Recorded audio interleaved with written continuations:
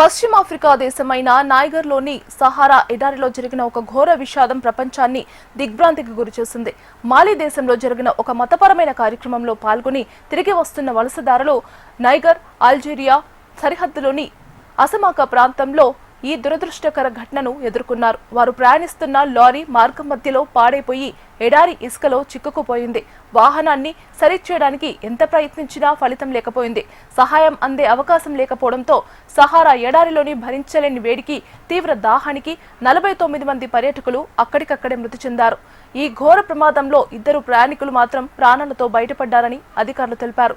దాహాన్ని, ఎండను భరిస్తూనే వారు దాదాపు 50 కిలోమీటర్లకు పైగా ఎడారిలో నడిచి ఒక నీటి వనరును చేరుకున్నారు. ఆ తర్వాత అధికారులకు సమాచారం అందించారన్నారు. మరణించిన 49 మంది మృతదేహాలను అక్కడే ఒక సామూహిక సమాధిలో పూడ్చిపెట్టినట్లు నైగర్ వెల్లడించారు. వలసదారులు ప్రయాణించే మార్గం ఎంత ప్రమాదకరమో ప్రపంచానికి ఈ ఘటనతో చాటి చెప్పిందన్నారు నైగర్ అధికారులు. పశ్చిమాఫ్రికా దేశమైన నైగర్లోని సహారా ఎడారిలో జరిగిన ఒక ఘోర విషాదం ప్రపంచాన్ని దిగ్భ్రాంతికి గురిచేసింది.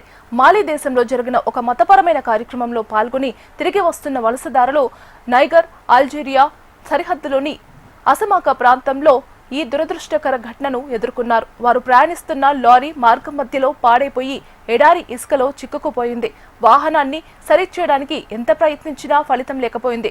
సహాయం అందే అవకాశం లేకపోవడంతో సహారా ఎడారిలోని భరించలేని వేడికి, తీవ్ర దాహానికి 49 మంది పర్యాటకులు అక్కడికక్కడే మృతి చెందారు. ఈ ఘోర ప్రమాదంలో 2 ప్రయాణికులు మాత్రం ప్రాణాలతో బయటపడ్డారని అధికారులు తెలిపారు.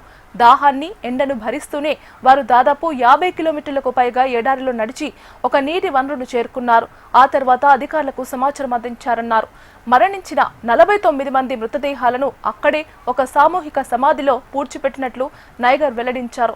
వలసదారులు ప్రయాణించే మార్గం ఎంత ప్రమాదకరమో ప్రపంచానికి ఈ ఘటనతో చాటి చెప్పిందన్నారు నైగర్ అధికారులు.